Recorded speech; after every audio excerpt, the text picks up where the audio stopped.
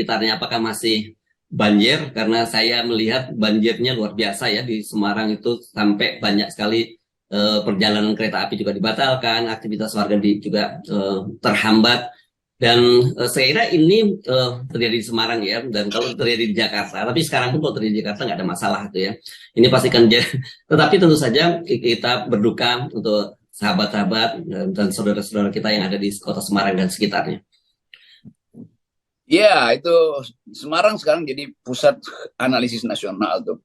Kalau ada banjir itu, kalau gubernur Semarang itu adalah Anies, itu dibully habis-habisan. Tapi karena Ganjar dan di wilayah yang mayoritas 90% adalah pendukung Ganjar, itu dianggap ya itu variasi kecil di dalam urusan politik Ganjar sendiri. Yang variabel besar adalah kita menunggu keputusan Ibu Mega tuh. Mau Puan apa mau Ganjar? Kan pilihan Ibu Mega cuma Puan sama Ganjar, yang lain yang nggak masuk akal lah. Ada Prabowo, tapi Pak Prabowo kira-kira udah tahu bahwa ya nggak mungkin lah perjanjian batu tulis itu diwujudkan, karena tinggal batunya, tulisannya udah hanyut kena banjir itu. Jadi kehapus. Nah, kita mau coba baca itu tuh, dan kita mengerti bahwa Ibu Mega menjanjikan akan mengumumkan capresnya awal mungkin setelah atau bahkan di dalam HUT tahun. Ya, tapi saya kira mungkin terlalu cepat ya kalau ulang tahun. Ya kan ulang tahunnya tanggal 10 ya, Bung Rocky ya. Karena kalau kemudian ini diumumkan tanggal 10 ini, buat saya kira ini minus banget buat Ganjar. Kenapa? Karena Ganjar dalam akhir tahun ini ada dua isu besar saya kira yang sekarang jadi sorotan publik. Satu, kalau banjir tadi Bu Mega sebenarnya juga waktu itu sudah menyatakan bahwa saya sudah mengingatkan Ganjar soal potensi banjir di Semarang itu, dan memang Semarang itu kan sudah sejak dulu itu langganan banjir yang disebut ROB itu, tapi sekarang jauh lebih parah. Yang kedua, kemarin yang kita juga bahas bagaimana dalam pas ulang tahun ke-50 PDIP ini justru Ganjar malah memberikan kado yang cukup memalukan buat PDIP karena memberikan bantuan untuk renovasi rumah kader PDIP malah menggunakan dana Basnas. Dan saya kira ini yang karena Ganjar yang berbuat, malah PDIP yang kena kalau saya lihat kena bully di media sosial. Ya itu artinya posisi Ganjar itu dilematis bagi Ibu Mega tuh. Dan sebetulnya dari awal kita mau uji Ibu Mega lebih percaya pada politik yang pragmatis, oportunis, atau percaya pada politik nilai yang diajarkan Bung Karno tuh. Kan itu yang kita mau tahu tuh. Mau tetap Soekarno diingat, atau nanti PDIP akan diingat sebagai partai yang nggak punya lagi idealisme tuh. Kan itu intinya kan. Jadi bagi saya mungkin ya PDIP bersabar aja. Mbak Puan diasuh dengan baik itu supaya, kan Mbak Puan masih cukup muda. Nanti 5 periode kemudian, 5 tahun kemudian Mbak Puan betul-betul bisa dimatangkan. Itu adalah dilema etis bagi Ibu Mega. Saya bisa bayangkan kesulitan Ibu Mega untuk memutuskan bahwa mau Puan yang sebetulnya meneruskan cara berpikir Ibu Mega, yang cara berpikir yang asli ya, yaitu ajaran Soekarno. Banyak hal yang saya tidak setuju dengan ajaran Soekarno, tapi Soekarno itu ada bagian dari bangsa, pikirannya mesti terus hadir itu. Dan pikiran Bung Karno yang paling kita tahu adalah anti kapitalisme, anti kolonialisme itu. Dan kita mau uji apakah Ganjar anti kolonialisme, anti kapitalisme itu. Kan itu intinya kan, supaya PDI mengerti bahwa semua orang tetap ingin partai itu ada, dan basis kritik terhadap kapitalisme adanya pada PDIP itu. Nah, negeri ini negeri yang sangat kapitalistik. PDIP faktor di dalam sejarah politik Indonesia, faktor dalam sejarah pemikiran politik. Bung Karno tetap akan diingat orang sebagai pejuang utama anti kapitalisme itu. Sekarang PDI mesti memilih meneruskan pikiran Bung Karno berdasarkan ide dasar pendiri proklamator, yaitu kita tidak boleh berdiam diri bila ada penderitaan, dan penderitaan itu disebabkan oleh akumulasi kapital. Kira-kira begitu jalan pikiran Bung Karno. Nah, sekarang Megawati mesti putuskan itu dalam satu perenungan batin yang kuat tuh. Mau kemana sebetulnya PDIP? Mau bermain-main dalam politik pragmatis, oportunis, atau tetap dalam ide marxisme? Kan itu intinya akhirnya di situ tuh. Jadi menjelang 50 tahun PDIP itu akan ada refleksi panjang dan itu bagus sebetulnya sebelum diputuskan siapa yang akan dipilih.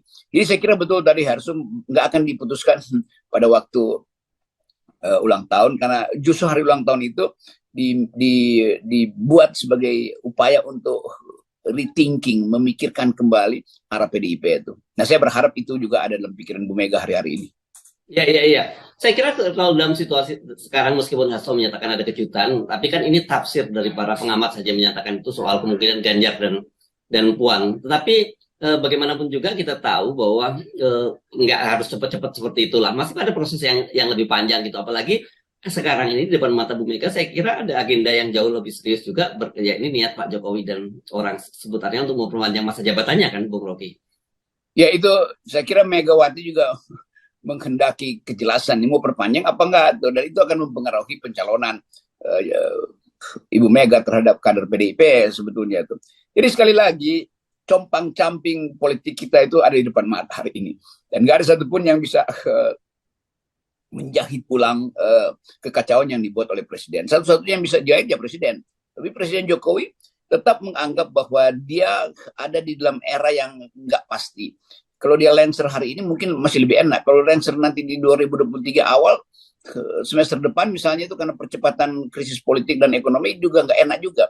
Kalau dia ingin memastikan bahwa dia masih akan diperpanjang sampai 2025-2027, pertanyaannya adalah legitimasinya dari mana itu. Dan bagi PDIP apa poinnya itu pasti aspek negatif dari perpanjangan, yaitu PDIP kekurangan kesempatan untuk mengkonsolidasi partainya. Dan walaupun nanti mungkin dianggap ya perpanjang aja, toh nanti PDIP juga punya waktu lebih panjang untuk membina kadernya Puan misalnya. Iya, tapi nanti diperpanjang lagi kan, sehingga Puan nanti 10 tahun lagi baru punya kesempatan. Jadi to be or not to be bagi PDIP adalah sekarang tuh. Pemilu nggak boleh ditunda tuh. Dan begitu pikiran kira-kira Ibu Mega tuh. Yang lain juga tentu merasa bahwa kalau PDIP mengucapkan itu maka selesai kecemasan politik. Tapi PDIP karena masih ragu, dia juga mungkin merasa ya ditunda dulu ya karena kita belum siap. Itu nggak bisa tuh. Jadi harus ada keputusan Ibu Mega mau menyelamatkan partai, mau menyelamatkan marhenisme atau mau ikut dalam permainan yang diumpankan oleh Pak Jokowi. Kan Pak Jokowi umpanin itu buat Ibu Mega sebetulnya soal penundaan itu. Ya. Sebagai partai besar.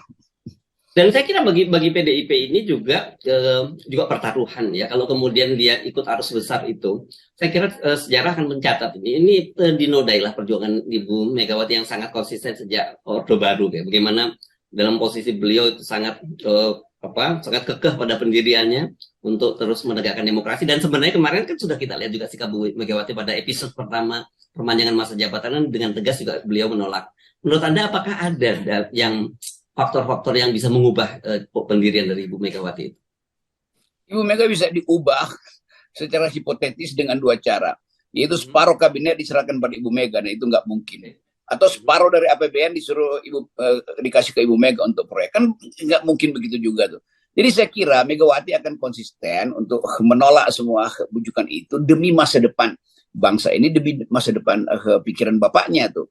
Jadi kalau itu memang tema Ibu Mega, ya pastikan aja bahwa nanti pidato Ibu Mega di 50 tahun adalah menolak perpanjangan, memastikan bahwa pergantian kekuasaan itu dilakukan secara reguler, dan menganggap bahwa PDIP adalah partai yang punya ide, punya prinsip, punya sikap. Karena itu apapun kami akan calonkan kader kami sendiri tuh.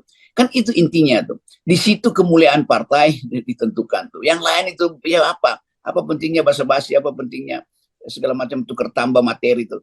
Kalau partai itu akhirnya diingat sebagai partai yang oportunis, kan bukan begitu. Kita ingin PDIP tumbuh sebagai partai yang berintegritas itu. Sama seperti kita ingin partai-partai Islam juga tumbuh sebagai partai yang mampu untuk meyakinkan bahwa konstituen Muslim itu tune in dengan ide demokrasi. Kan itu intinya kan.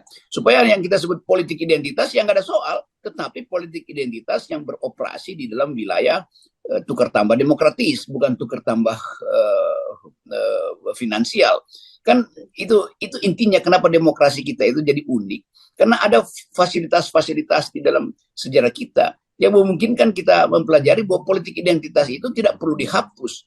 Yang harus dihapus adalah money politics. Jadi biarkan orang bersaing dengan idenya sendiri, toh rakyat akan pada akhirnya akan tahu apa di belakang konsep partai itu. Demikian juga PDIP. Identitas Soekarnoisme dia nggak usah dikhawatirkan, karena itu memang DNA sejarah kita adalah pikiran Bung Karno. Jadi PDIP harus percaya diri untuk mengatakan kami akan tetap dengan prinsip Marxisme, yaitu anti kapitalisme. Karena itu mereka yang pro kapitalisme tidak akan kami layani. Itu Ganjar pasti dianggap sebagai pro kapitalis. Oke. Kalau Ibu Megawati menyampaikan pidato semacam itu, menurut Anda akan ini selesai ya, aborted ini ya, rencana perpanjangan ini?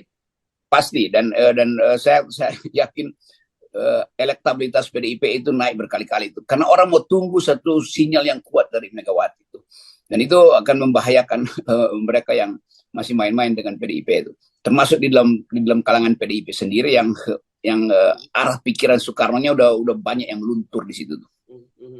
Ya, kan gini kan, sebenarnya kan kalau kita mungkin orang lupa ya bahwa eksperimen perpanjangan masa jabatan ini kan sebenarnya sudah dimulai lebih dulu oleh Pak Jokowi ya, mulai tahun 2022 dengan memperpanjang masa jabatan kepala-kepala daerah, kemudian 2023 dan beliau kan merasa optimis, ternyata nggak ada masalah, bahkan termasuk di Jakarta gubernurnya juga diperpanjang, rakyat biasa-biasa aja ya, paling protes-protes kecil, tapi tidak ada gerakan-gerakan yang lebih serius. Jadi hampir lebih separuh dari kepala daerah yang ditunjuk oleh Pak Jokowi. Jadi saya menduga Pak Jokowi cukup pede untuk perpanjang masa jabatan kali ini. Iya, Pak Jokowi sebagai pemain politik tahu bahwa rakyat lagi susah. Jadi apapun bisa dia sogok dengan BLT. Bahwa rakyat akhirnya masuk pada fatalisme. Ya silakan deh segala macam. Tapi kalau PDIP ngomong yang basisnya adalah wong cilik, di situ mungkin ada semacam, atau bukan mungkin, pasti akan ada satu persaingan ide yang luar biasa antara Megawati dan Jokowi. Jadi Ibu Mega mesti terangkan pada publik bahwa dia di atas Jokowi dalam soal kepemimpinan politik. Karena Pak Jokowi itu kader partai dia, dan Pak Jokowi tidak paham seperti Ibu Mega tentang arah bangsa tuh. Bahwa Pak Jokowi tidak mengerti sejarah di belakang pikiran Soekarno. Kan itu yang mesti Ibu Mega terangkan. Jadi saya mengusulkan, lakukan aja persaingan habis-habisan antara Megawati dan Jokowi. Dan rakyat akan lihat siapa yang lebih bermutu dalam mempertahankan konstitusi, dalam mempertahankan arah pikiran bangsa tuh. Jadi kita mau supaya Ibu Mega datang sebagai leader tuh. Dan itu yang kita harapkan, supaya sekaligus kasih kritik terhadap pengangkatan dari Pak Jokowi. Jadi kalau seluruh kegiatan PDIP hanya sekedar ya selebrasi biasa, itu orang nggak anggap bahwa PDIP akan bertahan sebagai partai yang berbasis pada marhaen. Ya. Jadi menurut Anda, alih-alih membicarakan soal keputusan siapa yang akan dicapreskan, ini jauh lebih penting kalau kemudian Bu Megawati mendeklar pada publik tentang bagaimana sikapnya tentang perpanjangan masa jabatan itu ya? Itu lebih penting tuh, karena itu yang ditunggu orang tuh. Sisanya adalah itu tinggal soal teknis. Begitu Ibu Mega bilang saya tidak setuju perpanjangan, maka orang anggap bahwa Ibu Mega betul-betul kembali sebagai pemimpin. Dan saya menganggap bahwa kader partai PDIP mau dia elektabilitasnya nol sekalipun, tapi kami bangga kami punya kader. Bukan kader yang kami jadikan sebagai petugas partai lalu dia bertugas pada orang lain. Kira-kira begitu. Yes, oke. Thank you, Oke. Dan kalau Bu Mega mengumumkan itu, kita akan dukung begitu dengan kejujuran kita 0%. Betul, ya? Kejujuran politik ada di 0%. Oke, thank you,